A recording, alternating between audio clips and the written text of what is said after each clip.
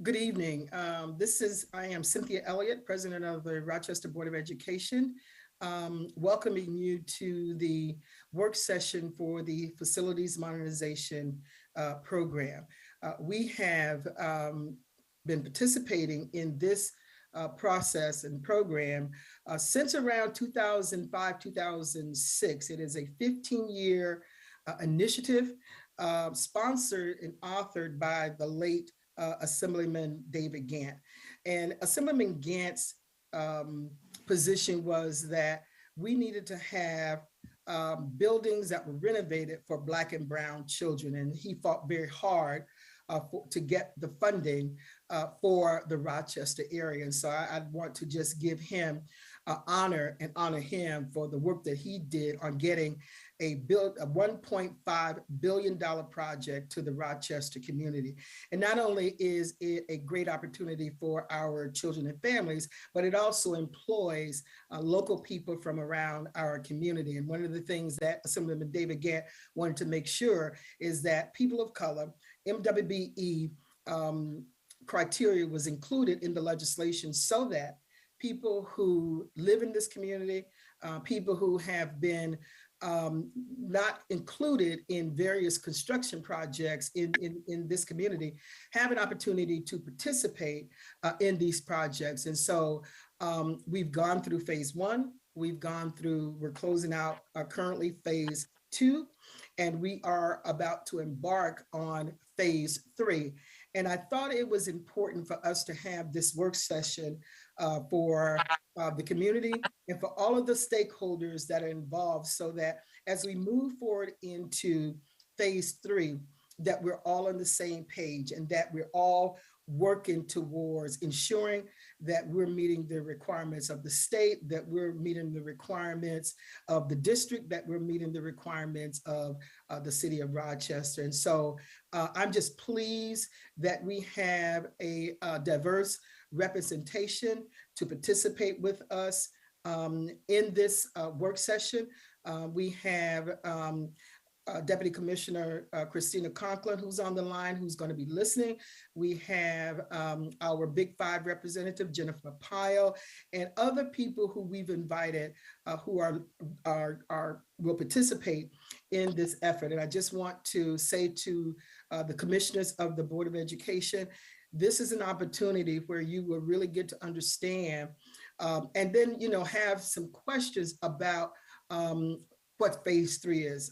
As Mike begins to present, he's going to give us a history of where we are to date and where will be moving forward. And so I just want to welcome everybody and then turn it over to Chief of Operations, who is one of the district representatives on the FMP board, to share the presentation. But I also want to recognize, I believe Chairman Tom Richards is also on the call as well. So I also want to recognize Chairman Thomas Richards. Thank you. Mike? Yes, good evening, everyone. President Elliott, Vice President LeBron, commissioners, members of our state delegation, as well as members of our local government officials. It is certainly an honor to be here this evening representing the school district as well as the Joint School Construction Board in this presentation. There are, before I begin, there are certainly a lot of people I want to make sure I recognize quickly before we start. First and foremost is our superintendent, Dr. Leslie Myers-Small, who has been integral in having us and moving us forward and bringing us across the finish line for phase three. I think the members of our state delegation, Christina Coughlin and Dr. Baldwin and Commissioner Rosa, who have been integral in terms of getting this legislation passed. Our local Senator Cooney, Assemblyman Bronson, Mayor Evans, and many others who have been so important in terms of getting phase three move forward. So I'd like to take a few minutes. I've got put together a bit of some historical documentation for us to be able to kind of walk ourselves through briefly phase one and phase two, to give everyone a sense of kind of where we've come from and where we are. And I'm sensitive to the fact that we have commissioners like President Elliott and Commissioner Powell, who've been on the board for the entire modernization program. We have Vice President LeBron, as well as Commissioner Adams and Commissioner Malloy, who've been here throughout the majority of phase 2. And then we have new commissioners, Commissioner Patterson, Commissioner Simmons, and Commissioner Adams, who are kind of coming in at the end of phase 2 and the beginning of phase 3. So we really thought it was important to kind of bring everybody kind of back to a bit of a level set and really be able to take some questions that you may have. What I'm not certainly going to do is go through this presentation slide by slide. There's quite a bit of language in here. One of the intentions was to be able to use this as more of a historical reference for all of you as well. Quite often you are receiving questions in the community that may tie into previous phases and so forth. So it's a bit of background in here that you would have at your fingertips. It also kind of provides us one depository of some general thoughts and general points that are positive, as well as some really focusing on phase 3 going forward. We really feel like the conversation this evening and a bit of the questions and answers that will arise are going to be primarily focused on phase 3, but once again, important to provide us some context in phase 2. So Callie, if you can go to the next slide, please. So I think in terms of, in terms of a little bit of background here, I think was very well evident that prior to phase 1, this has now been going on almost 13 or 14 years in terms of the city of Rochester. The construction really in earnest since 2013, but the goal here is to provide significant infrastructure renovations, programmatic renovations, be able to upgrade our safety and security areas, and then also enhance all of our specialty areas in a whole variety of buildings. And phase 1 and phase 2, for the most part, have accomplished those goals. One of the other areas of need is the infrastructure. The age of the buildings in the city of Rochester was at the point that small capital projects were not going to move. We're really not going to move the needle in terms of getting our students the type of facilities that they certainly deserve as we enter the new millennium. Another area of focus for our buildings throughout both phases really created separate spaces so that the community could have meeting rooms, whether it be libraries or cafeterias or physical education spaces where they are kind of separated or separated from the actual buildings themselves, so that we don't have to open the entire school building for those sort of community events, but also youth sports and a whole variety of things were of importance. So here you'll see some pictures in regards to some of the projects from phase 1 and phase 2. Monroe here on the lower right. I think all of you have been in many of these buildings. So like I said, I won't go through each one of these, but certainly I'm available for questions. The next part about it is certainly our learning spaces. And one of the key areas here is we have some very versatile classrooms that we refer to as maker spaces, and they became the standard in phase 2, where we have added a maker space at both the elementary and secondary areas. These classrooms are used for a whole variety of hands-on projects, and it's really been very beneficial and become highly utilized and highly sought after spaces in terms of our classrooms. And we really welcome all of you to do some continual visits to these spaces and see how they're being utilized by our dynamic teachers. They've been really forced to change their instructional way they deliver instruction in order to kind of work within the new opportunities that they have, not only with the actual structure of the classroom, but also the technology that's now available. I don't think anybody could argue with the job creation and the benefits to our community in terms of workforce development. This has been a tremendous boom in terms of construction work, but also a lot of other ancillary businesses that have been the beneficiary of the almost a half a billion dollars of construction to date that we've over $500 million, construction to date that we've placed in the city of Rochester. One of the project positives of the phase 2 program was a business opportunity program that was put in place by Savin, our program manager. This was focused on our MWBE, minority and women-owned businesses, to not only quite often kind of getting organized and getting kind of off the ground in whether it be a capital environment, a construction environment, or any other areas. These programs were tremendously dynamic. I think we had 18 different cohorts of groups go through, and literally hundreds of local businesses learned a whole variety of facets of operating, everything from accounts payable, accounts receivable, to actually marketing and all facets of the organization. So Savin and their team really deserve a lot of credit for that work. Next slide, please. Oh, Kelly went a little bit ahead of you. One more. I'm sorry. So the next slide outlines the projects that were done in phase one. As you can see, William School 5, 12, 17, 28, and 50 were renovated schools that were renovated as K-8 buildings. School 58 is renovated as a K-12 building. And then we did work at Charlotte, which was at that point built for 2 high schools, Monroe High School. And then you'll see Edison, East, and Franklin were first phase of multi-phase projects. Franklin being the auditorium, and Edison and East being much more comprehensive in terms of instructional spaces in those 2 particular buildings, as well as essential infrastructure. You'll see those schools come up in phase 2 as well, because of the size of those physical plants. They're really in need of multi-phase construction, multi-phases in terms of doing the construction and the required work that they need. For example, at Edison, there are over 150 unit vents on the roof of the building alone. So, I mean, it's just incredible the size of these facilities and the amount of infrastructure that we need to make sure that we maintain. We have outlined a couple of schools in this slide deck for you, and like I said, I think they kind of speak for themselves. But we've put some photographs and some general updates for you to kind of see what we did at these particular buildings. The first one is School 50.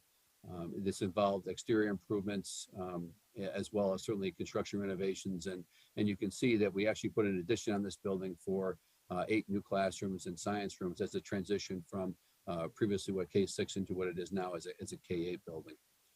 And like I said, we go through. There was also a Maynard's building on the back of that facility.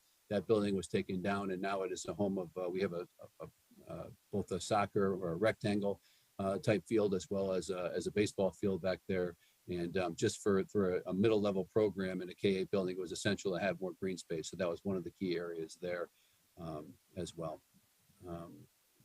And then finally, some more pictures on the inside of the building with our new cafeteria, library space, cafetorium, library spaces, as well as our new gymnasium.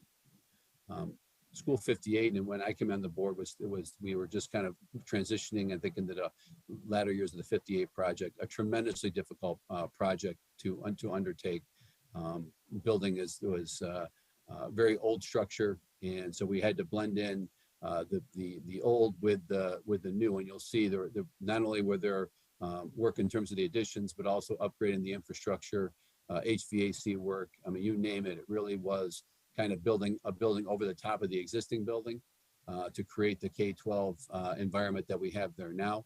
This building was built in 1915. It was a very ambitious project, and has really received acclaim not only from architects and engineers, but also from the school community, which has been very pleased with that transition for that particular school.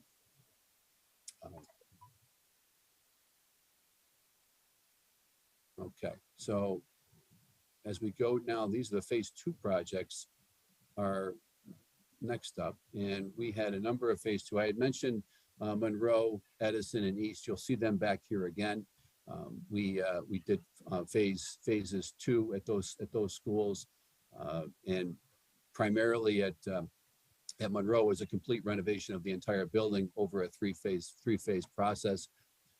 Edison was focused on the CTE areas. The auto bay, the auto tech, auto bay areas are state of the art.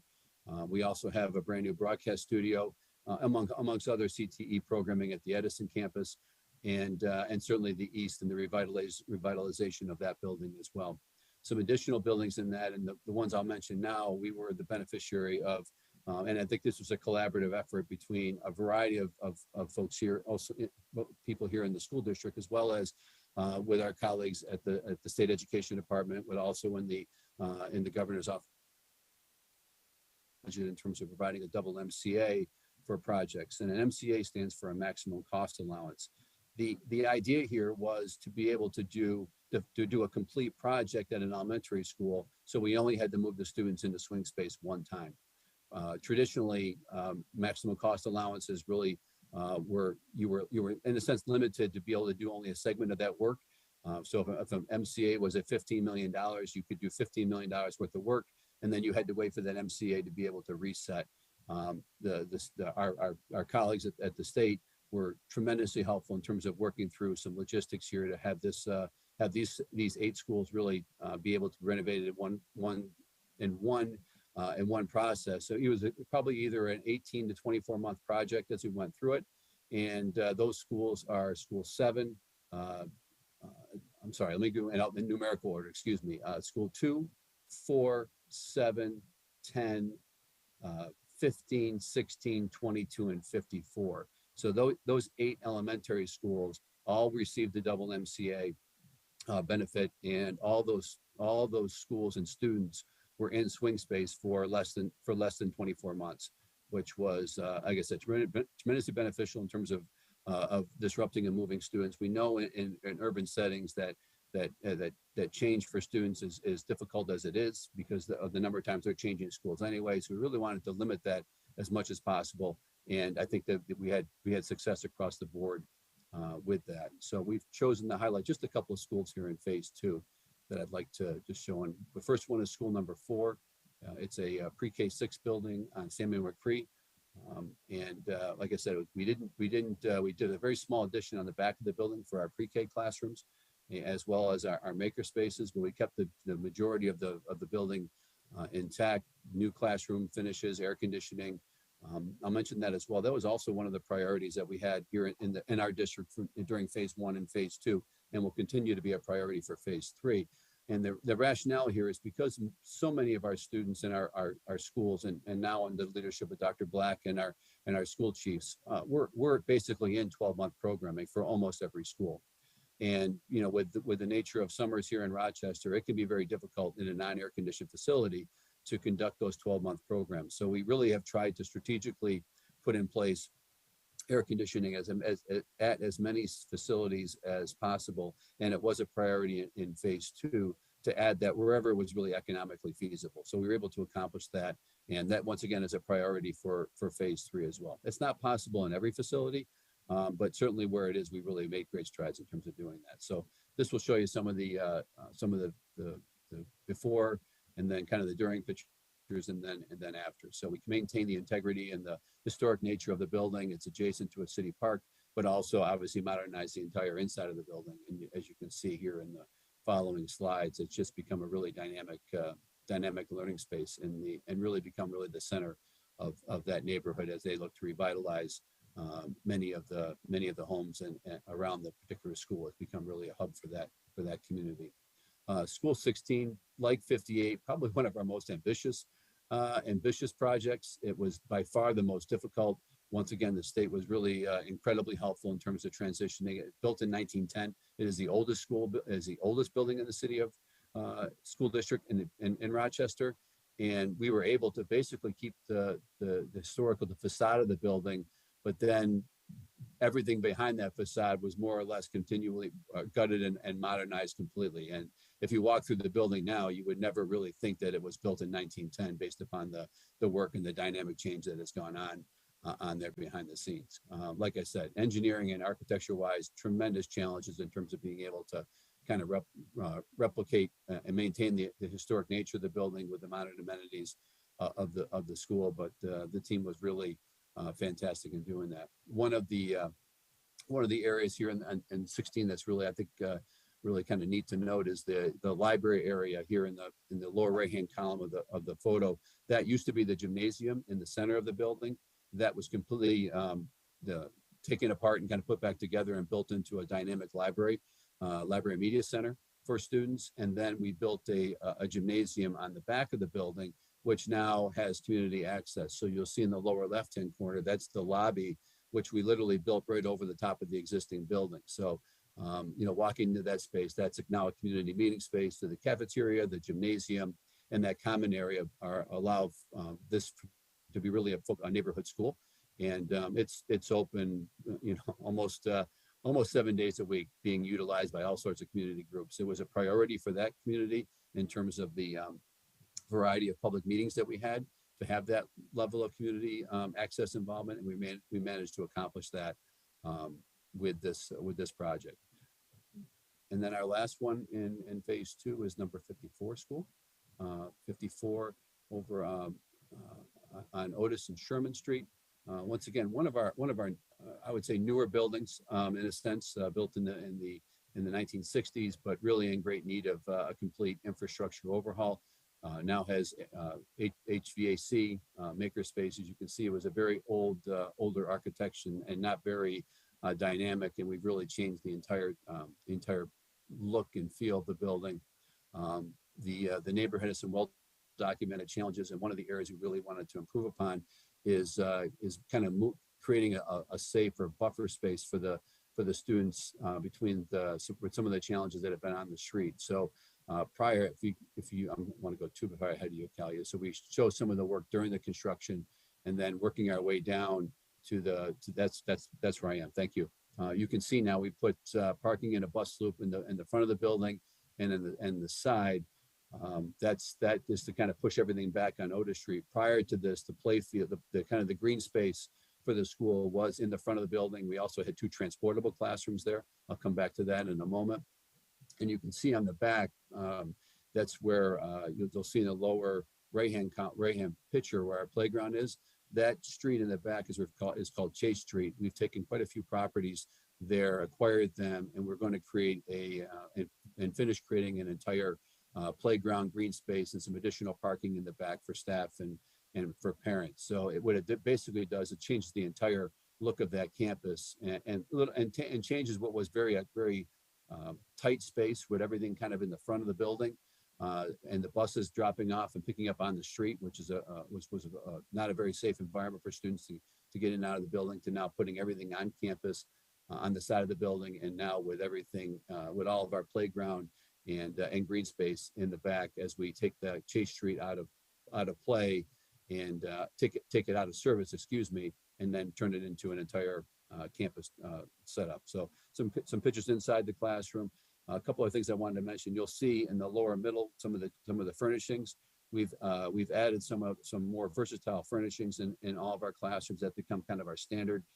Some of the teachers do have some input in terms of whether they kidney-shaped tables and the type of stools they want, but it does help for different learning centers in our particular classroom. So every room, we do have a basic standard for our furnishings in our buildings, but then where we allow a little bit of variability for the teachers depending on the type of lessons or instructional style that they have, to be able to utilize different furnishing options. So School 54 was really one of the ones that we did that. And once again, it's an air-conditioned space. I had also mentioned transportables. We don't have any pictures of before and after, but one of the focuses in phase 2 was that we still have a couple of instances, but very few, where our pre-K classrooms were in the past primarily in transportables, which were in a sense a mobile classroom that was outside of the school, outside of the physical school building. One of the priorities in phase 2 is to remove as many transportables from our district profile as possible. Almost all the schools in phase 2, the elementary schools, had transportable classrooms that were removed, and those pre-K classrooms were placed into the building itself, usually with a small addition. The largest one was at school number 10, where we had 6 transportable classrooms. The rest of them had like 2 or 3 or 4 that we utilized and transitioned. So now the buildings in these elementary programs are a complete pre-K 6 continuum with versatile pre-K and kindergarten classrooms that can be interchanged depending on that enrollment. If we end up with more kindergarten students or when I have more pre-K classrooms, those classrooms are both are able to be kind of mixed and matched. And so we've been able to kind of accommodate some change. We've been kind of looking forward in terms of those buildings not being so pigeonholed that they can only basically take on one grade level configuration, that they are built in order to have that flexibility. So removing transportables from these campuses gave us more space, brought all the students. It was much safer to have all the students inside the building itself. And it's, like I said, I think the transportables were probably a good idea at one point, but certainly they've run their course. So and as I said, we have very few buildings now that have transportables, and it's still a district initiative to remove the remainder of those as we go forward.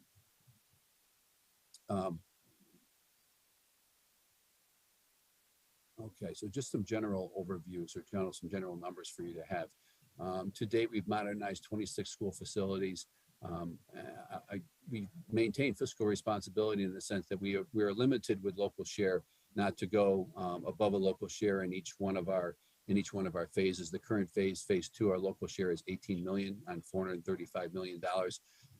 We also were able to, I'll get to that in a moment, but that we also were able to take advantage of some outside funding sources as well to be able to supplement and do some additional work in our buildings.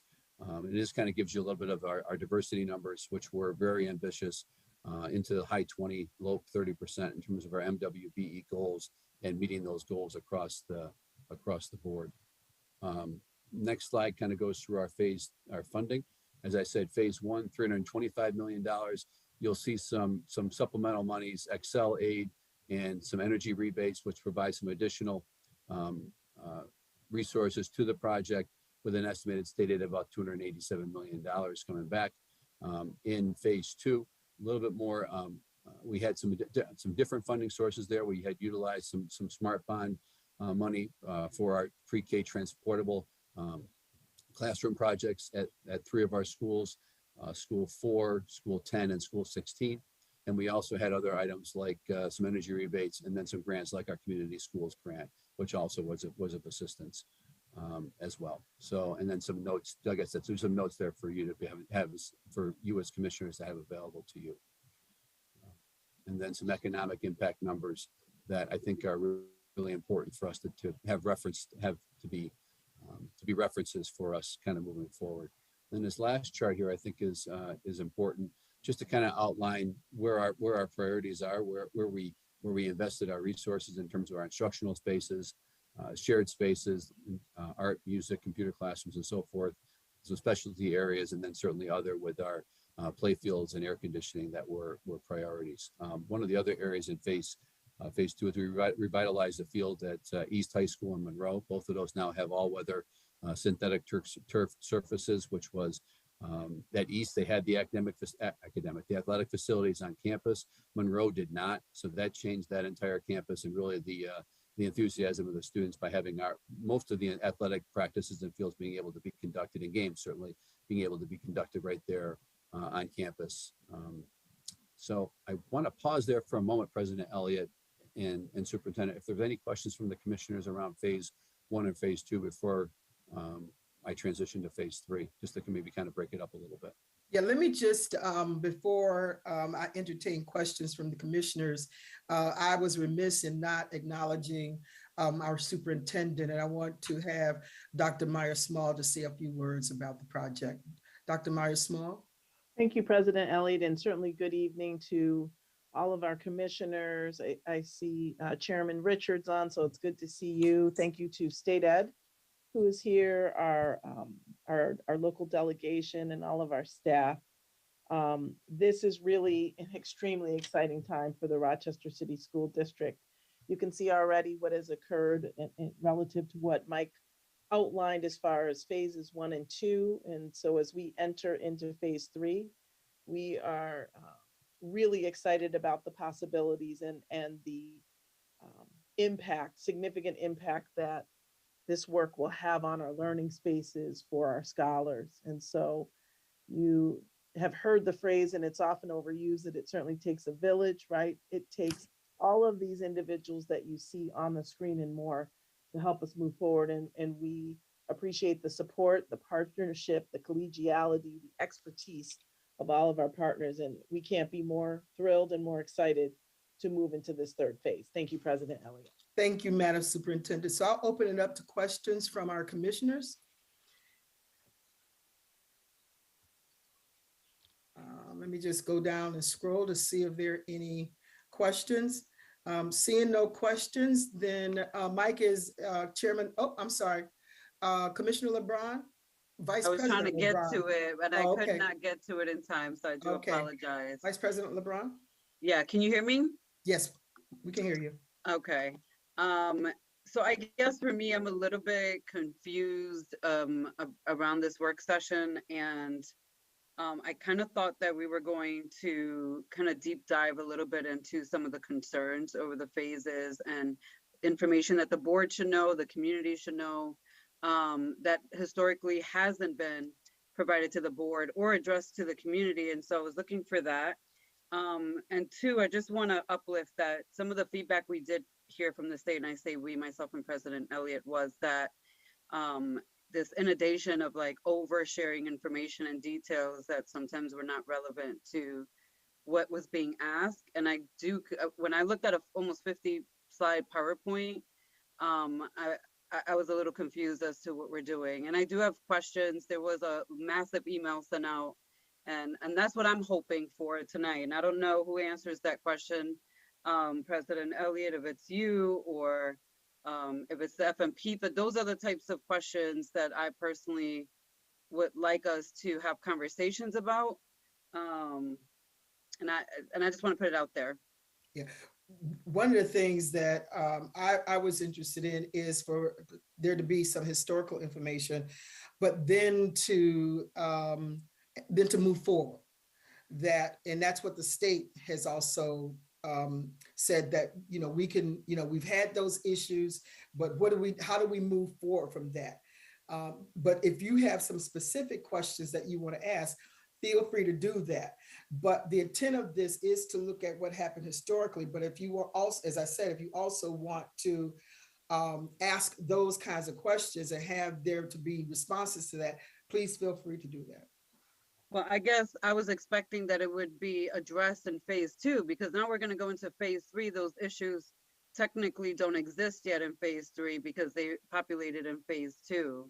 And I'm not even sure if I can legally mention them. I know that some of them should be public by now anyway, but I guess I need some clarity around that. If not, I would like to request another work session that specifically addresses the issues and what we're going to be doing differently and what the board for FMP is going to be doing differently as we move forward.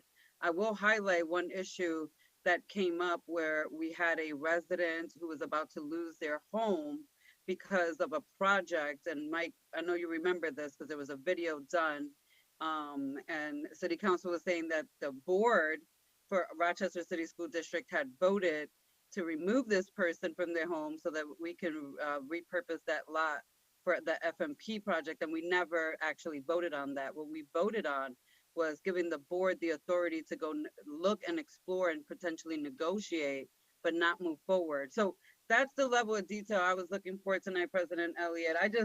I need to understand where in the context of this presentation are we going to address those types of issues and what will be put in place so that we don't encounter those things again. Mike, you want to respond to that, and perhaps Chairman Richards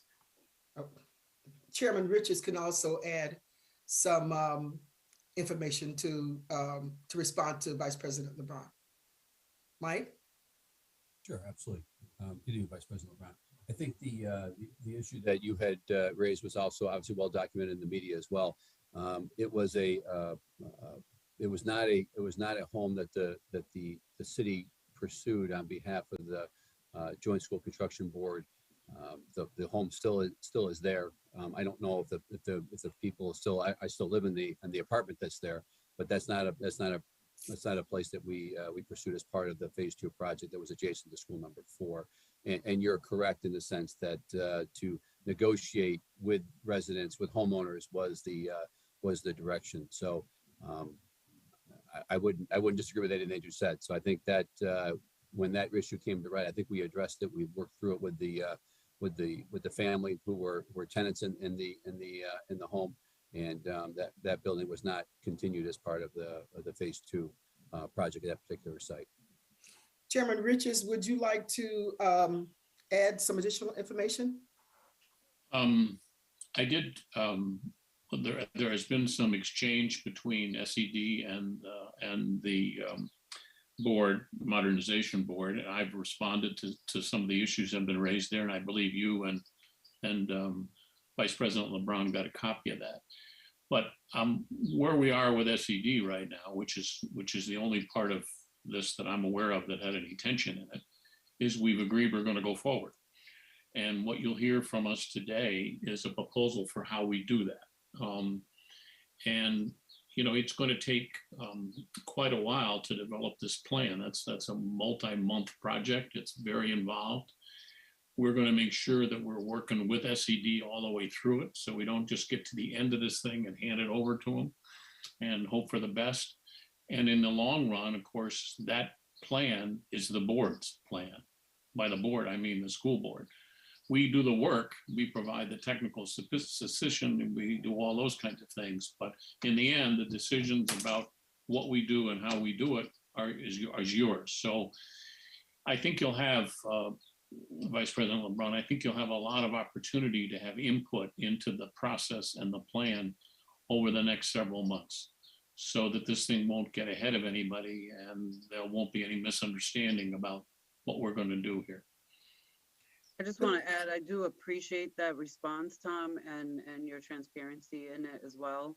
And I just want to uplift, like in the past, the board has not been told that it is our plan. We have a say in it. We've been told is that the FMP board exists over here, and we're hands off, even though there are facilities. And I know there have been times where we have seen resolutions, Tom, and we have gone back and forth. I remember I was out and there was a vote. I was out for medical reasons, and there was a vote on like a potential outdoor learning space on Upper Falls. And I remember like saying, why would we ever? And then that is when that was supposed to be what I thought at that time, the end of phase 2, the beginning of phase 3, and then there were some issues. But I just say all that, Tom, because the way that I have experienced the FMP on my time on the board historically has been that there's no issues in FMP, even though I've brought up questionable things, and that we have no say in it. So I hope that we are more involved this time around, this last go round as a board, with clarity and accurate information to make the best decisions possible. Thank you. Thank you, Vice President. Fair enough. We accept that. Thank you. Commissioner Simmons? Good evening, everyone. Mike Schmidt, I enjoyed your presentation. Thank you for that detailed information. President Elliott, for taking a moment to kind of get me up to speed on some of the historical pieces here. And I do recognize that I don't know everything. So as we move forward, I, of course, would want to be in tune with any type of impact we'll have on the community. But what I am seeing is very fruitful, and the history here, just growing up in the Rochester community, from 16 school, many of the schools that you showed, Mike, I've been in, and to see the restoration of those buildings has been magnificent. And I really believe that it correlates directly with the social and emotional well-being of our students. What you walk into and what those school buildings look like is extremely important. So I'm excited about how we move forward with this project and learning more. And I know that there'll be opportunity to kind of hear what the plans are and how we can impact them and make sure that the community is in tune as well. So thank you very much. And I would just say that in our conversations with the state, they have strongly advised the board to participate in those meetings. And so I will, as that information is given to me, because I was just at one, I think on Monday, there was the last FMP meeting, I would certainly send that information to you all, so that if you want to attend those meetings, and you can either do those in person or online, and you know, that way you'll get an understanding of how that board is functioning and the great work that they are in fact doing over there. So thank you. Thank you. So I don't think there are any other questions from my colleagues. So I think the next, I don't have the agenda up, is the next item on the agenda presentation from Chairman Richards? Yeah, Mike and I are going to kind of Okay. tag team this, but the first step in phase 3, and it was the first step in the other phases as well, is the preparation of a comprehensive plan. That comprehensive plan shows what we're going to do and how we're going to pay for it. And that it really is a sort of the legislation conceives of it as sort of a 3-step process. The first step is the district developing the plan. That involves largely educational decisions. What's the configuration of the schools? How many schools you're going to have? what kind of activities are going to engage in there, and how it fits in with your other educational plans that you're already doing and working with others on. The legislation contemplates you taking that and handing it over to the Modernization Board, and the Modernization Board goes through the process of figuring out if we can afford it, how much it would cost, how that money would be allocated, and then how we would finance it. Remember, the way this thing works is bonds are issued to fund the planning. In this case, $475 million worth of bonds. That's the good news. The bad news is that's all you get. And so you have to make sure we have a plan here that fits in that number. And it fits in that number in two ways. One, really three ways. One, because the construction, whatever is done, has to meet the various requirements of SED with respect to school construction. Second of all, it needs to meet the total bond capacity, which I described. And thirdly, it has to deal with the local share. Remember, the local share is that portion of the payment on the bonds that has to be made by the district. It's a small portion because the number of reimbursement is in the high 90s%. But it's important because it impacts your budget, it impacts the capacity to pay. And we're proud to say that for phase 1 and 2, we've stayed within that number. In fact, phase 2 will come in substantially below that number. But you don't get there by accident. You got to work your way through it. Then to take that plan, that financial plan, and that costing structure along with the basic educational plan, it gets presented to the controller. The controller determines the financial viability of it and whether the thing is in the condition it needs to be in to issue bonds. And then the bonds are issued and that funds the projects. And then we go through a construction phase. I don't think it's a good idea, and I don't think the board thinks it's a good idea to completely separate the activity of the Modernization Board and the district, even in the first step. It's not that it isn't your plan, it is your plan, and it is yours to make the decisions. But a lot of the credibility of that plan has to do with the technical work that's done to make sure it can be afforded, what's involved in that, those kinds of issues. Those are capabilities that the district wouldn't ordinarily have. No one would have them because you wouldn't maintain it. They're capabilities that the board can provide or purchase to support. And it doesn't make any sense to me to get very far along in this plan and do a lot of work on it and find out we can't afford it. Seems to me we need to do that together. And that's part of responding to some of the issues that I know were raised earlier by the vice president and by the president. And that is you're feeling involved enough in this thing and connected enough in this thing to make sure that it truly is yours. So there is another quirk, if that's the right way to put it, in this process. And that is that in order to get to the point where you can issue the bonds and have the funds to do the work, you have to do the plan. The plan is quite involved. It has a lot of requirements. It'll have to be approved by a bunch of people along the way, SED and others. And you don't have the money to do it. So it's a catch-22 kind of arrangement. So we need to figure out ways to interim finance the preparation of this elaborate plan that then can be reimbursed ultimately out of the bonds when they're issued. And we're proposing to do that in 2 steps. The first step would be principally work being done by the district with technical support provided by the board. And this is where you get ultimately to the decision about what schools, how it fits in with all your other plans, what kind of educational structure these buildings would have, so forth and so on. That would be funded by a loan made by the district to the board that would be repaid out of the eventual bond proceeds. That's how it was done in the past, because there need to be some mechanism to fund this. Stage 2 of this, which is where the detailed technical cost structure and financing issues are resolved, would be more expensive and would need to be funded, or proposing would be funded by the issue of a revenue anticipation bond of some kind from the city. Again, that would be repaid out of the eventual bonds for the construction. when the controller has approved the plan.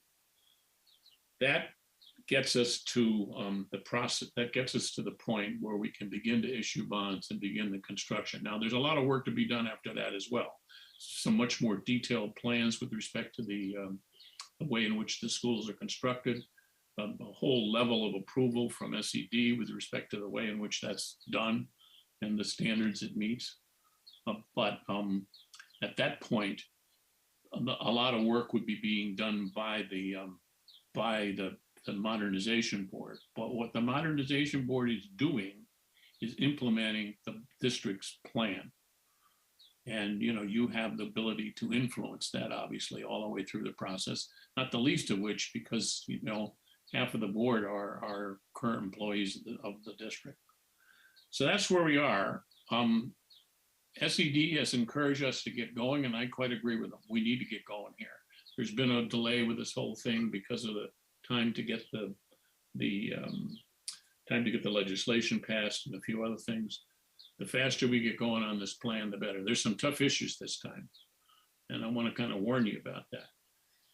In the last two phases, we could have put off some of the tougher issues simply by saying, well, no matter what, the schools we're working on here are schools that will survive, and schools that will be, and educational programs that will be useful no matter what other decisions are made. We're getting much farther along in the process now, and we're getting to the point where some of those decisions can't be postponed. They'll have to be made, and SED has made it clear in the communications they've had with us, they expect those decisions to be made. We can help you make them in the sense that we can provide all of the technical and other support with respect to make them. But in the end, obviously, it's the district's decision to make it.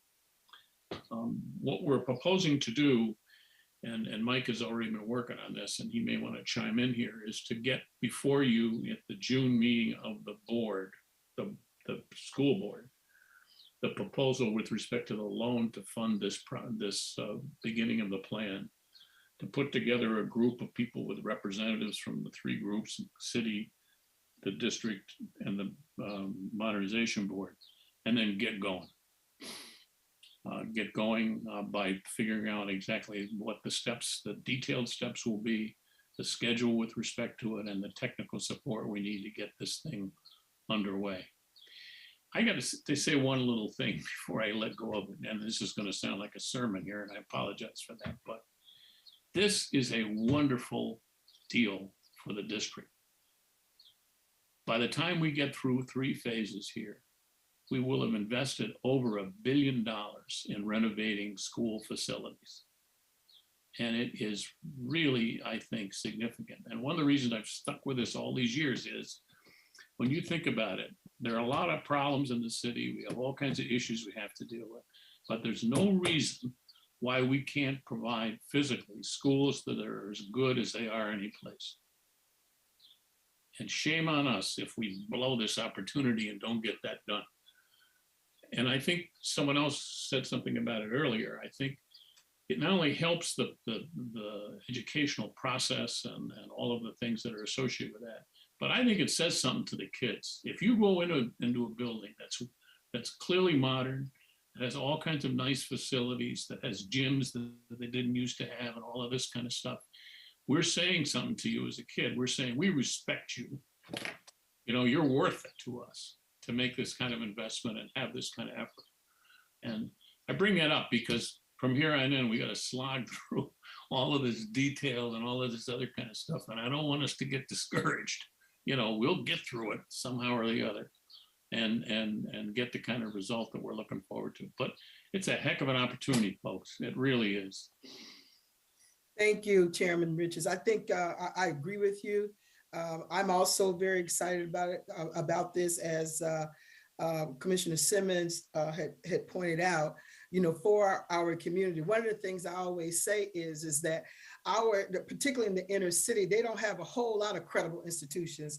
But besides the church, the schools are one of those credible institutions within our community. And and I have to go back to the Assemblyman Gant, who thought it not robbery if I could say it that way, that we have $1.5 million invested in our community and in our children. So I want to thank you for that. I'm going to open it up. Perhaps some of the commissioners have questions of you, Chairman Richards. Any questions, commissioners, to Chairman Richards? Vice President? Thank you. I wrote my questions down this time because a couple of things. You mentioned a loan from the district to the board. And I'm just trying to understand that mechanism because I do not recall that being brought up during the budget deliberations, although I didn't vote for the budget. Just curious about that. Do you want me to ask all of them or go one by one? Why don't we go one by one so I can Okay. remember? It's okay. So I can start, I can begin the response to that, and then I believe I'm gonna ask Vern to jump on and provide some. Mike has to come back and has to come through the finance committee. So right, as of right now, operationally, there is a placeholder in the June for a resolution at the June Board of Education meeting with a topic at the June Finance Committee meeting to discuss this in detail. The other item that I think to provide just a little bit of context to what Tom had said is the master plan document that we are referring to, and subsequently the financial plan requires board approval. So nothing moves forward in phase 3 without the Board of Education obviously being aware and involved in the process, but also having their approval on that as well. So you had referenced earlier a first layer of approval, so to speak. It was in December of 2018, I believe. Nothing moves forward again without having it come back around to this board to have you review and approve the master plan and financial plan that will ultimately be submitted to State Ed for their review and approval, and to the New York State Controller's Office. So I wanted to provide both of those points. First, going back to the original one, the loan portion to kind of get phase 3 started is prepared as a draft resolution right now for June, with a discussion point at our June finance committee meeting. Excuse me. I'm going to just ask Vern to come on, and if you can just briefly. So Vern, before Vern jumps on, just for clarity, because I chair finance and we are supposed to be reviewing resolutions a month in advance before they go up. So Right. Are we reviewing it? I believe we have a finance review next Friday, a preview meeting. So would that be coming up for discussion, Yes. or at least the resolution be reviewed Absolutely. this next week, and then the commissioners would get the material so that they have a month to review it before it's up for an actual discussion? Without question. I think, Okay. in fact, like I said, I'm not gonna, on the financial part, I'm gonna leave it to the experts, I think, in this one. But the actual reviewing the general context of the resolution and any other questions that may come in regards to the source of the resources and how we're going to look to spend those as we embark on developing the master plan for submission. We would be prepared to discuss that at our financial preview, and then subsequently at the more public finance committee meeting. So Vern, may I call you on? Yes. Briefly walk through that, the financing part of it. Okay, I cannot turn on my video, so I apologize for that. So essentially, the process we would follow would be the same process followed in phase 2. This would be a no interest loan from the school district to the joint board in order for them to do all the preliminary work and planning to be reviewed by the board as mentioned, and ultimately by the state and approved. At which point then the committee, the joint school boards would be able to go out to market and do the borrowing, at which time they would repay the loan to the district. Because it is not an expense, it is not part of the budget. But again, the plan was to bring all this information to the finance committee at its May meeting, so that it could be fully reviewed and discussed and then taken to the board for their approval at their June meeting. So just for clarity, it's not an expense, but you're still going to be asking the board to vote on giving money to the FMP board until they go out and seek a loan to reimburse us. And then I'm also trying to understand, where would that money come from then if it's not an expense and not in the budget? So it would be a loan and it would come out of our bank account, out of our cash accounts. So it'd be recorded as a receivable, accounts receivable on our financial statements. And then a reduction in cash. And then when it was repaid, the cash would be restored to the bank accounts and the receivable would be removed from the balance sheet. But would that have any impact? I'm just trying to wrap my head around like the planning for this, because it seems like you all knew that this was the plan. This is my first time finding out, not only as a commissioner, but also as the chair of finance. And we just voted on a budget that was at best questionable. And then the other piece I have to add in there is that Mr. Richards talked about a long range strategic plan that the district has to kind of make some decisions so that they then can decide how the FMP phase 3 is going to look like. I'm assuming you're talking about what our school makeups will be in terms of grades and which buildings we're going to keep or potentially close, if you will, which I don't even understand how we can start planning for phase 3 if the district hasn't even had those conversations. Those conversations are part of the preparation of the plan. That's a lot of what the plan is. In other words, having those conversations with whatever data and information you need to back them up, demographics and whatever decisions you make about the nature of the educational program. All of that gets rolled into the plan and becomes part of it. And it's a fundamental premise on which we then try to calculate how much it's going to cost and whether we have enough money or not to do it. Once that's all done and approved, that's when we can go out and borrow the money through the bonds and finance the project. So it is, in some ways, it's one of those things where you have to start someplace, and we clearly need to start with respect to getting the decisions that the district needs to make into this plan and build from there. But we haven't even had those conversations, Mr. Richard. That's what I'm trying to tell you. Like, no, you have, and we haven't even gotten started. So you want us to vote on a resolution in June, or even have the previews in May, right? To borrow some money for phase 3 for a plan that cannot be finalized if we as a board haven't, and I say we as a board, I mean the entire district with the administration, haven't had these conversations to solidify what the future looks like. And our long range financial plan wasn't great either. So I'm just trying to understand why would we vote on this resolution to lend money for a plan that we have not been able to solidify because we haven't even started the conversations. Because you need to do it because you need to have the factual and technical information to support those conversations you're talking about, so that they can be made as intelligently as possible, with as much information surrounding them as is possible. And if we don't start there, you're not going to be able to have the kind of conversations about it that you described that will shape the ultimate itself, and again, the ultimate construction. So it's a matter of getting it started. That's what we need to do. Yeah, no, and I get that, Mr. Richards, and I appreciate you bringing that to light, because again, on our end, we have not even started those conversations.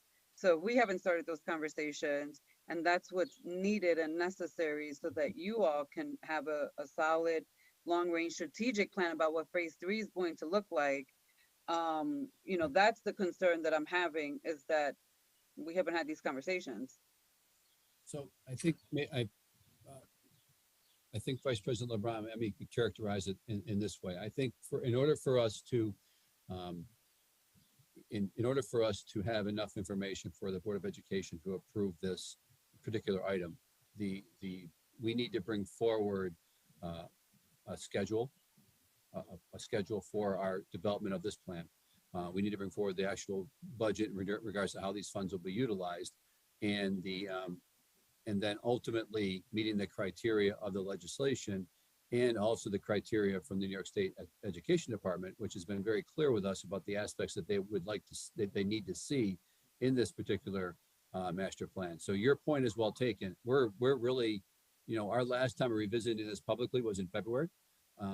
It very pretty well documented that we're back probably to square one in terms of it. So, starting from that, we need to go back. This kind of does two things. One, it provides us it's kind of like parallel tracks. We're going to be certainly conducting our conversations as a district around many of the areas that you've outlined, but there's also an awful lot of other work that needs to go into the development of a master plan, very technical work that needs to be conducted as well. So they're going to have to be running simultaneously, because the impetus of this is we cannot put a shovel in the ground.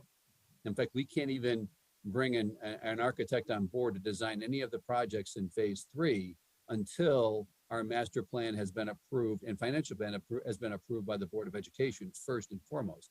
So the process could take, whatever it's going to take. But I think you said it first, we're going to, those conversations about where we go forward have to involve Dr. Jello's financial plan, have to involve Dr. Jello, I should say Dr. Jello, the district's financial plan, from the state monitor, the academic plan, as well as a number of other plans that we have, the consent decree and a variety of other areas, all have to be kind of fed into this to ultimately make some decisions. And it's going to be, I think it's worth saying, a very, very difficult process that we're going to be undertaking, much more ambitious than what we had to provide for phase 2 or phase 1 or phase 2, because of the nature of where we are in the process, and also because of some of the requirements that are in place now that we have to meet, which are the bar is set very high. So, and that's not going to be, I think we've learned from our conversations in February that, we need to be on the front end with our community, our school communities, our parents, certainly our commissioners, our other stakeholders that are internal professionals and so forth, all have to be involved in this. The legislation requires 3 public hearings. We're going to have much more of a larger public conversation than 3 formal public hearings in order to move this forward. And that was also one of the areas that really became evident after the final meeting. I think it was like February 22nd, where, the feedback was certainly that there was not enough community involvement, community support, or community involvement in terms of making some of those decisions. So, whether or not those decisions are brought back again, or we go on a different path, that's for us to decide. It is a blank canvas, but we can't even go to borrow any money until this is done. So the timeline is really ticking for us in order to do that. And like I said, we're ready to move forward. But I think in order for the board to make an informed decision, we have to bring those 3 elements, in terms of that to you. First of all, at the finance committee preview meeting, and then ultimately at the finance committee, and then the Board of Education meeting as well. So, and then we'll go, if we need to provide more detail, we certainly will. I think that's the beauty of this process, in a sense that nothing's going to move forward without all 7 of you, weighing in and moving this forward. I think that's the best way for us to kind of frame it. So I'm sorry, President Elliott. I was just going to wrap up this piece of it and then I'm done. I just want to, just for summary wise for myself, what I'm hearing is we're going to have a resolution to borrow money from the district.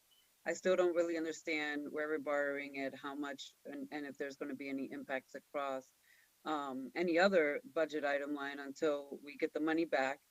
But we're going to put the resolution in, but we don't really know when we're going to actually borrow the money, because we actually have to have a plan from the school district and the board and the administration as to what the future of RCSD looks like with a strategic plan. But also we are required to submit a long-range financial plan, as you all know, that we have been struggling with producing, which technically both should be tied together, because that would make the most sense. But we haven't even started the actual conversations about that, but that is all dependent to the work that FMP and the board has to do with their strategic planning and project management as we move forward. You're right. And that's when I described the dilemma, that's what I meant by the dilemma. That's a big dilemma, Mr. Richards. Yeah, that's a big dilemma. I know, but what I'm saying is we got to figure out a way to break that dilemma, right?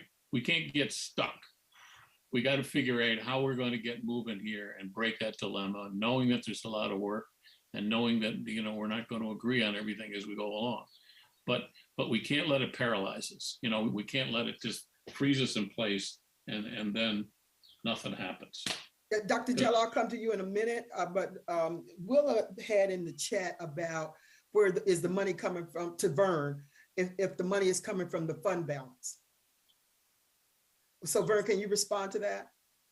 Yes, so basically we would be using excess cash that we will not need to fund anything in our budget to loan to the joint school boards so that they could then begin the process of working on the master plan, holding all the meetings with all the stakeholders, getting all the input and designing the plans based on all the input from all the stakeholders.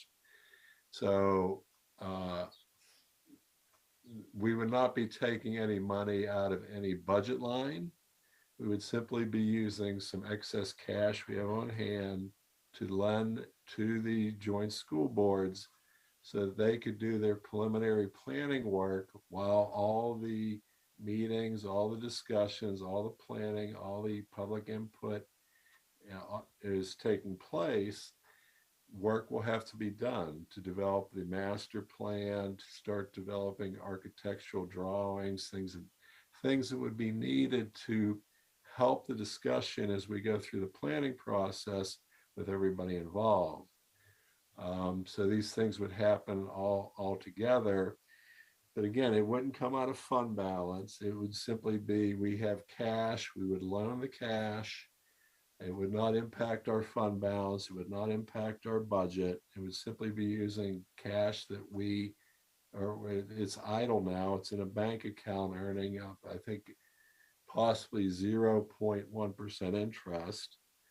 We would lend it to the joint school boards at no interest so that they could go through the planning process with all the stakeholders and do the work that they need to do with all the agencies that are involved and all the outside folks that are involved in order for them to put the plans together. All right, thank you. Dr. Jallo, you've been waiting patiently. Yeah, thank you. Good evening. I was going to ask something else, but now I'm going to ask about excess cash. How much excess cash will we need to get started? I would like confirmation on that. And just listening to Mike, the description of the things that you're saying need to be done to get started are understood. I guess where I'm a little challenged, just based on the items that you mentioned, why wouldn't administration do those things? Why would we pay, I don't know, whatever the amount of money is to somebody else to totally take that over when, based on the type of things you described? Those seem very much like administration acts, talking to parents, talking to community members, figuring out what the school should look like, having community groups, et cetera, et cetera. That seems like administrative duties by administration. So I'm asking about that. And maybe that's just a simple understanding of all the things you're talking about. Maybe there's more to it. And then this idea of excess cash, if we have excess cash sitting around, I'd like to know, what that is and how much that is, and a little more information about that kind of concept. And then also for the joint school board, do you have staff? If for some reason administration can't perform all those duties to get things started, does the joint school board have staff to do that work, or do you want to hire somebody to do the work to jumpstart as well? Maybe I'll go first. And we are wrapping up phase 2. It'll be completed here within the next. Everything will be completed by July, and so our staff will be substantially reduced. We'll have a core group left to keep going.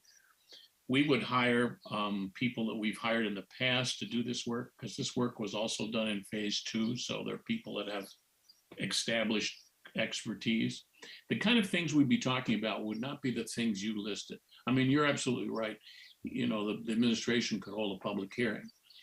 But what we would be doing or getting done would be things like the scope of the work, what the floor plans would look like, how much this would cost. There's a long list of those technical requirements that's in the SED document that describes what they expect to see in the plan. That's the kind of thing that the district wouldn't ordinarily maintain people to do. And we would, at least at the level we're talking about doing it, and in the time frame we're talking about doing it.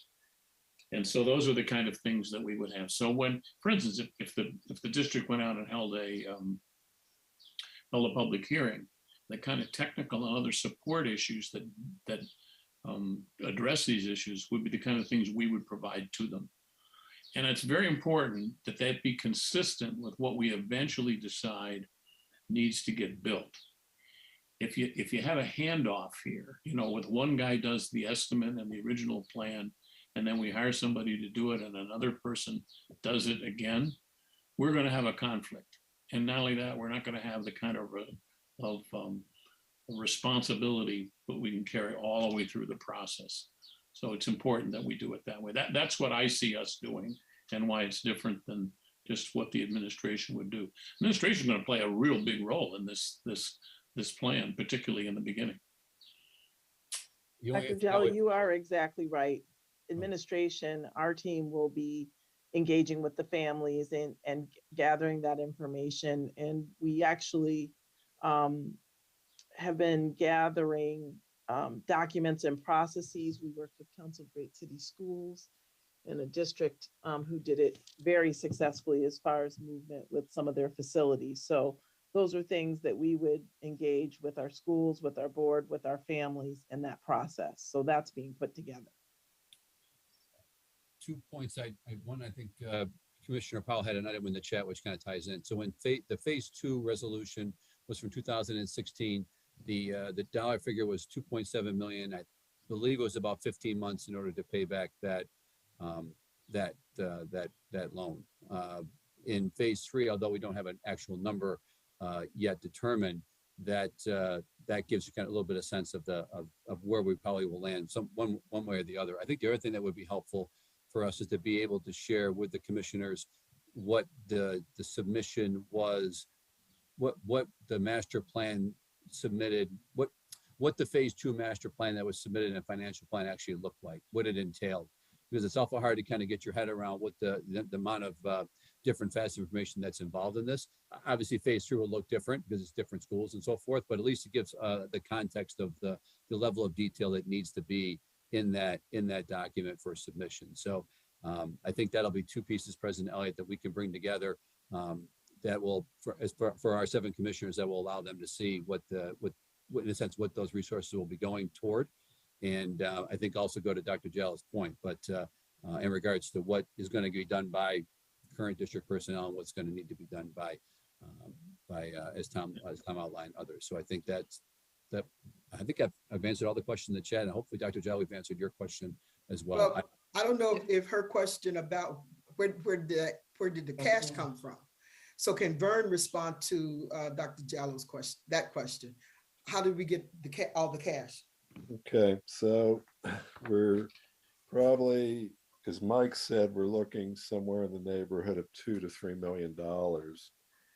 If you were to look at our cash flow statements for the last 2 years, going back to July of 2020, the lowest point in that whole 2-year period was at the end of December of this year. We had $41 million in cash on hand. And that would be after we paid all of our bills, paid all of our payroll. We're projecting at the end of June of this fiscal year to have about $189 million of cash on hand, okay? So when we talk about excess cash, we would be using some of our cash balances to loan to the joint school boards for them to do this planning process. Again, as they've said, it will be with everybody involved in their input, but they would need the help of professional services to put all the information together, to prepare the paperwork for state ed, to make sure all the plans are done properly, and that we get the proper approvals after all the parties are weighed in, after all the public input has been taken, after the board has been fully informed, but they will need money to have outside professional help, as Chairman Richards has said, and we would be able to comfortably use and lend them $2 to $3 million during that time period. At which point, once everything is done and everybody's in agreement on what work needs to be done and what schools and where it'll be done, and then final approval could be given to state ed by state ed, which would then allow the joint school boards to go out through the city and borrow the money and repay the loan to the district. So we have ample cash on hand now. We should have ample cash over the time period that this will all take place, that we can let them have, we can loan them the $2 to $3 million for them to do all the work that's necessary to go through the review and approval process, so that we can get the work done, sooner rather than later. Any questions from the commissioners? Any other questions? Well, I want to thank Chairman Richards, Mike Smith, and all who participated in this work session. I'm going to ask Kalia or even Marisol if there is a way in which, if our audience may have any questions, that there may be a link or a email address that if our audience may have any questions, that we have that available. I'll talk with Marisol and Kalia about this. Is that possible? Mike, did you want to say something? Just one thought I wanted to make sure, because when you mentioned the community, I think it's important to note that we've identified in the remainder of the documentation, we've identified the schools that are in phase 3, but it's important for everyone to know that no construction schedule has been decided, that there's not, this school is going to be renovated first, or that school, or even ultimately the final decisions on the actual what is going to get done. So I do think when you see these on the PowerPoint, that's not the order they're going to be done, and it just try to give everybody a bit of a high level of what the types of things, what the documents will look like once they're actually submitted. But that, I think that we don't want to get too far out in front where someone's going to say, well, we're going to do whatever number school first. That's not been decided, and it won't be decided. Once again, that's all part of the master plan development and the financial plan development, because that's a huge piece of the what this is going to cost is the order of operations in terms of when you do what particular work. Swing space comes into play. There's a lot of variables here that come into play in regards to this. So I want to make sure I kind of said that out loud so people don't have the wrong perception, because this will be obviously a public facing document, and many more conversations that will come. And I think the other piece of it, one thing we did not do in phase 2, which may be helpful, is more sessions like this that we can have, even if we're doing other planning conversations, other meetings where we have a more formal dialogue around whatever the issues are at that particular moment. I think I would be comfortable with that, because I think that it brings more transparency to the process, and it also allows for others to weigh in regards to feedback who may not be at a particular public hearing and may not be involved in a particular set of meetings and so forth. So I do think this is very helpful, because everybody's here on the same page as we move forward, and that's very different than what was in what occurred in phase 2. The other piece of it is that we've had consistent leadership as we've embarked on this phase 3 process. We're in phase 2. A number of different superintendents were involved in different pieces of this, where Dr. Myra Small has been at the forefront of all the decision making and the planning to date, and the documentation that's been submitted to state ed for our initial review, and which the governor based the assembly based their approval, and the governor based her signature on. So I do think that's a very, very different process as well, and her leadership should be noted on this, because that just hadn't happened in previous phases to this level of degree. So just to your point, I did get a call today from a school that was concerned that, for example, schools like Monroe and East that have already been a part of the phases were considered for phase 3. And this particular school you know, is seemingly, you know, they're going ahead of, they meaning Monroe and East. Did I say East? And yeah, have already, you know, had some work done, but these other schools have not. So that is concerned. So it's good to know Great that point. it's not Also, that order. oh, I'm sorry, I talked over the president. Also, we were able to do multiple projects at the same time as well. Okay. So I think we were at one point during phase 2, we had four going on simultaneously. Okay. So That's there's particularly true with the high schools. Okay. Yep. Okay. Yeah. So Yeah, that. we support Mike's position about, you know, there's somebody said here along the last couple of weeks, well, you couldn't get any information. You're entitled to whatever we're doing over there. I mean, there's nothing that may take us a while to pull it together. You know, we may not have it the moment you ask, but you want to know what's going on with respect to the project, and the Board of Education wants to know. They're entitled to know. Yeah. It's ultimately yours. Mm-hmm. Thank you. Commissioner Adams, you have a comment or question? Yeah, I have a question. I arrived like I got here about 15 minutes late, so it may have been discussed. So, but I didn't hear it. I'm wondering about the pipe company. A company gets maybe a $12 million contract and they only get fined $125,000. I mean, do we have something in place so that doesn't happen again? In reference Yes, we do. Okay. That all of that occurred. First of all the decisions made with respect to how much they get fined or whether they get fined are made by the Attorney General. That's the issue, and that's who controls that. And that all occurred in phase 1 in 2014 or earlier. In phase 2, and largely as a result of that, we designed a brand new system with respect to the way in which we would control those issues of WMBE and related issues. It's quite elaborate. It's detailed, and I welcome anybody who wants to look at it to come look at it, because I think we have addressed that issue directly. And in fact, we've had no trouble since then. And that's, as you could see, 2014, a number of years ago. And in fact, we've met all the goals. In fact, we've exceeded the principal goals. So as far as I'm concerned, that issue's behind us. Now, why it took the Attorney General from 2014 till today to resolve that matter, I can't help you with that. But that's what happened. Okay, thank you. Thank you. Any other questions before we leave this portion of the agenda? President Elliott, I just wanted to respond. We will have a link set up. It will be attached to the meeting link for this on the website. And so we do encourage anyone in the public who's watching this now or later, that if you go to the district website, www.rcsdk12.org, and click on watch board meetings, that once you see the YouTube link, you will also see a link to ask questions. Thank you, Kalia. Thank you so much. So let me just conclude by just thanking Chairman Richards, thanking our own Chief of Operations, Mike Schmidt, and the FMP board.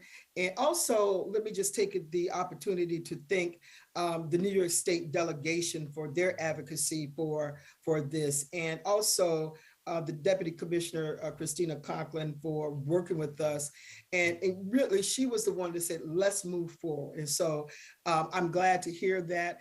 I'm glad that we are working collectively together and pull this off for our children. We all know that it has had positive benefits for our community. And I'm looking forward to us beginning this process with the master plan and then beginning to do the work. So thank you all for joining us. And we look forward to even more conversations around the Facilities Modernization Project. And we will notify you when we have those future meetings. Thank you for joining us. And so we will go on to thank you to the next item of our agenda. Okay, can I get a motion to go into executive session for suspension appeals? So moved. Motion. Second? Second. All right, all those in favor? Aye. Aye. Thank you. Aye.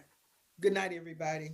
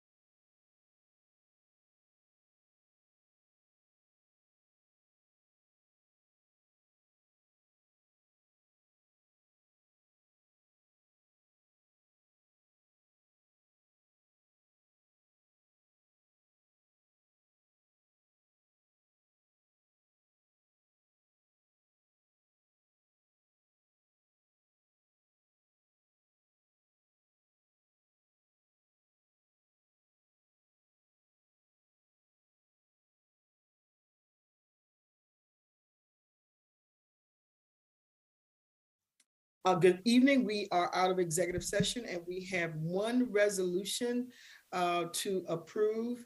And I'm going to ask for a motion for resolution 587. Motion. Is there a second? Second. Moved by Vice President LeBron, seconded by Commissioner Adams. Any questions around resolution 587? Hearing no questions, all in favor? Aye. Aye. Any opposed? All right, thank you. The motion carries unanimously. All right, and Callia, I'll turn it over to you for the proposal.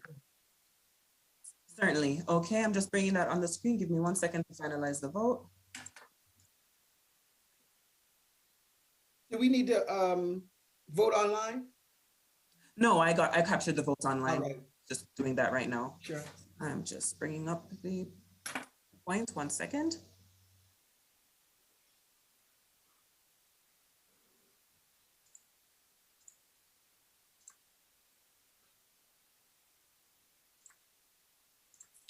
Are you all seeing my screen?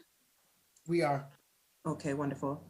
So just as a preface, I'll start here. As a preface, I met with President Elliott in the past week to begin plans for the board retreat in the summer, because we really wanted to get started with sufficient time and start things moving. With our discussions, review the 2021 board retreat, all of you in attendance, and just to recap, it was a 2-day retreat in August of last year. The day was featured a year in review on day 1, and day 2 had a featured planning for the year forward. Within that, there was significant review, there was activities as well as housekeeping activities within that. And then we also did planning for the board goals and things like that, setting things up for the board to vote in September and October. So as we reviewed the content of the agenda, the following items were considered. The fact that additional time might be needed to explore the topics in more detail, that there might be additional data needed to be reviewed, that the agenda topics could do with some expansion, perhaps have less presentations and more workshop or hands-on activities and discussions. And as it relates to ensuring that we meet state monitor deadlines with relation to board goals, that we could possibly move the retreats up in the summer. Additionally, there was consideration regarding the timing and scheduling, whether that was ideal for all-day sessions for folks who work full-time. And then additional professional development opportunities could be explored during that time as well. And then we also talked about external facilitation. As you know, the retreat last year was facilitated locally by governance chair, as well as the state monitor Jallo also provided some facilitation, as well as board staff and others who came through. So the proposal options are 2. President Elliott suggested a 3-day retreat in August so that it would expand the amount of time that folks have, or to have two retreats, essentially, a 2-day retreat in July and a 2-day retreat in August, so that it would be a total of 4 days spread across the summer to address items.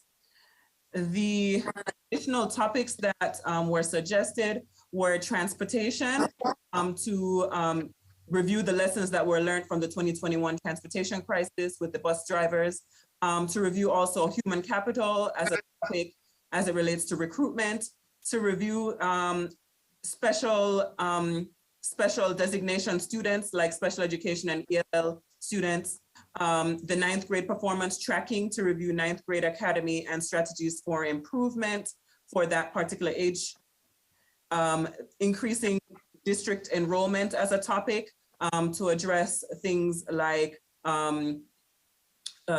pulling additional students into the district, considerations regarding charter schools, et cetera.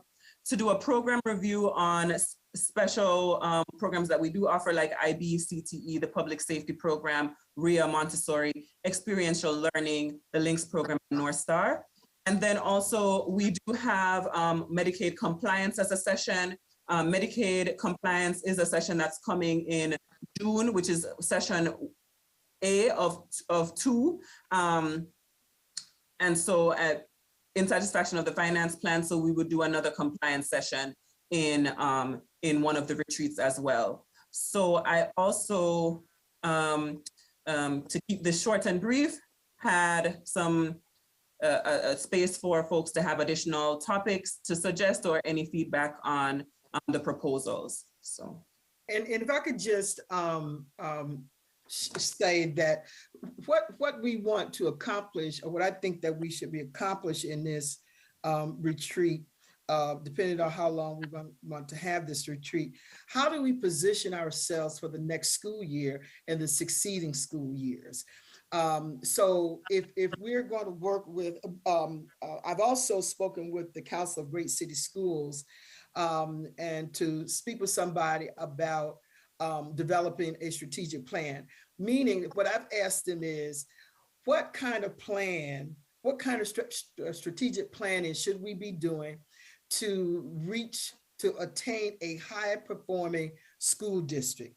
And so Callie and I have a meeting to be scheduled to talk with AJ Crabhill from the Council of Great City Schools about that. And so that's what I'm asking. That's what I envision, that, you know, what we're doing is to take us to where we're having a high performing school district, and all of the items that we are to discuss supports having a high performance school district. And so those things that were laid out, and in addition to, you know, where we are with the state monitor's academic and financial plan, that all of that is aligned, and those are the kinds of items that we discuss, including the long range plan and a financial plan, and you know, what does our district look like, you know, say over the next 3 years, starting with year 1 is there improvement, year 2 improvement, year 3 improvement. And so that's you know, my take on this. And so I certainly would be happy to entertain other conversations. President Elliott, we have our hand up, or you just want us to I can't see the hands. Go ahead. Okay. So a couple of things, the topics that are being suggested, I would actually caution that those are not board retreat topics, because it could lead us down a path of having conversations or making decisions or asks. So I just want to be real clear, unless we're planning to broadcast and make our board retreat public, some of those topics wouldn't even be covered under a board retreat. And we treaded this line last year. There were some topics that were questionable to even be in last year's board retreat too. And the way that it was treaded was that we didn't ask questions. We listened to some of the information, and certain information we couldn't engage. And that also included having that one RFP, I'm gonna bring it back up, with that one vendor. And there were some conversations like, yeah, we're gonna set up some meetings. And I remember very specifically calling that out too. So with the exception of the Medicaid compliance, because we did have that training in a closed session. And I do think we could have that as a second training closed session to get an update, because there are some new developments that have happened there between an MOU with us and the county and so forth. Some of those other topics I would advise should go into public session, including transportation, what happened, because parents should have a right to know what happened, what's gonna happen, and if it's gonna happen again come September, if we haven't finalized the issues that we were plagued with, or address the issues. The other thing, I personally would support that we spend, I'm gonna vote for a 3-day in August. I don't have capacity to do 2 days in July, 2 days in August for work purposes in school, but I would love to do and revamp a strategic plan. I would love for us to all get training and during that process on a actual fiscal financial long range plan, because I do think we're gonna need one, and a real one that's solidified and doable and actually able to be accomplished. And then we also, in the past, have used the board retreats to work on our goals. And so I don't want to miss that aspect, because I do think that our goals should be better aligned with not only the strategic plan, the fiscal plan, but just better aligned overall to see to our schools being successful in a way that they haven't been in the past. So that would be my recommendation. And the other topics that we consider moving those into public session. Thank you, Vice President. Commissioner Adams, what any suggestions for topics?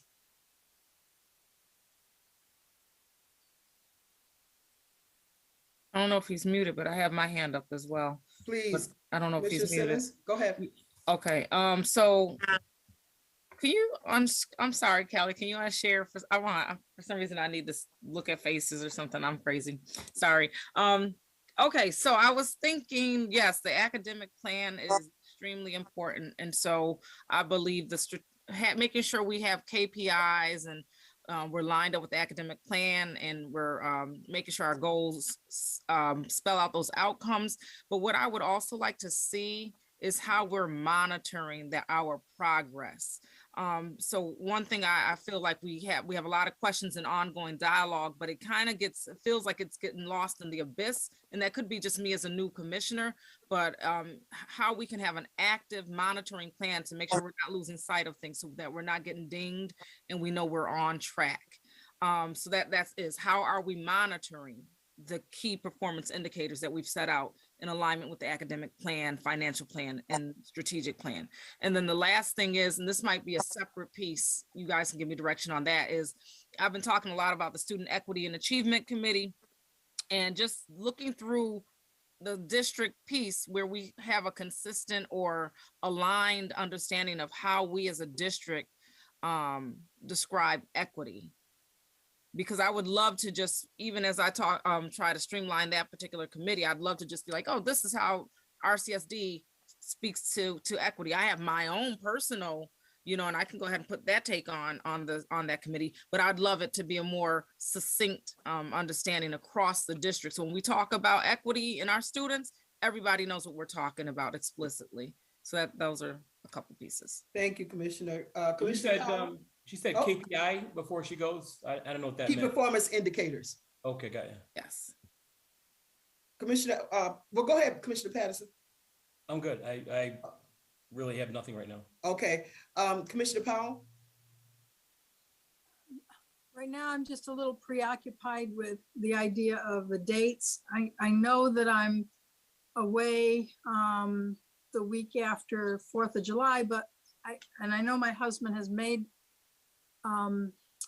has scheduled a vacation in the Adirondacks, and I always manage to be away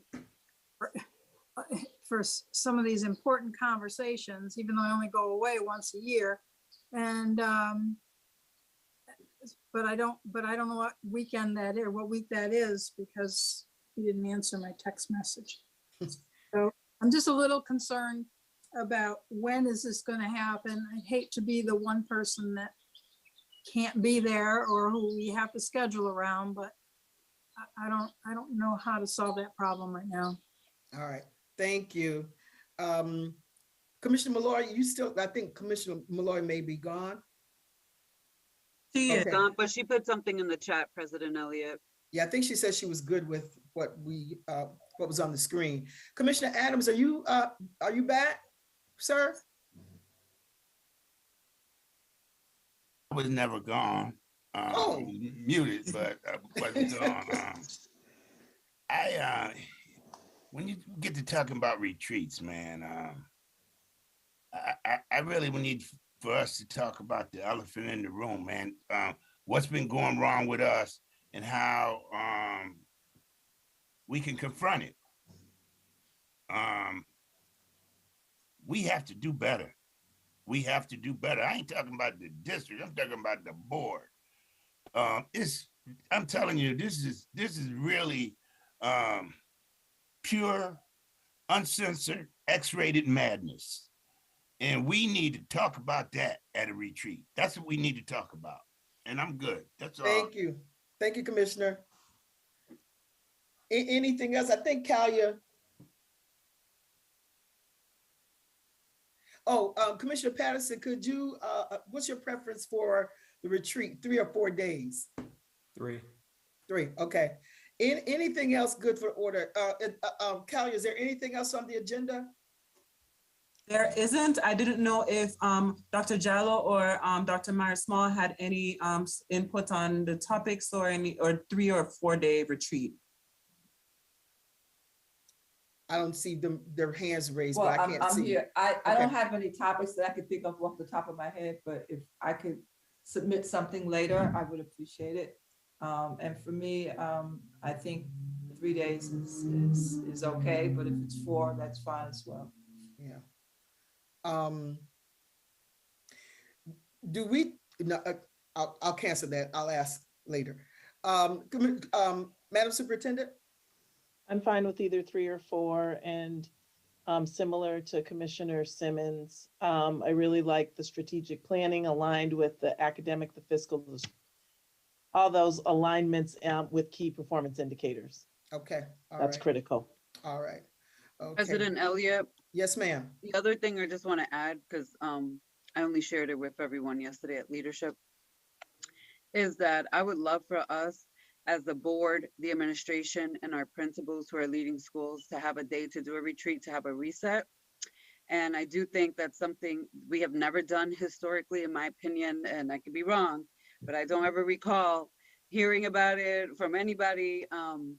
But I just say that because we literally went through COVID.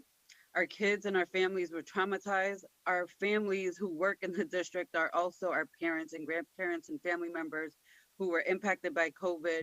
And we literally started school and threw everybody back in and just said, go back to normal, including our families and our staff. So I would love for us to build a better relationship as the administration, which includes the superintendent's cabinet and her chiefs, the principals and the board, and have, even if it's a half a day, if you will, of just a restart for us as we move forward into the 22-23 school year with better relationships and some healing, because there is some healing that our staff need, and our principals certainly can go up first, if you will, and then we'll figure out how we move forward for the rest of our staff throughout the district to find some healing and the trauma from just working in this district, and that's real. Yeah, I thank you so much for that, Madam Vice President. And I think that is something that we need to put on the agenda, and we need to make that happen.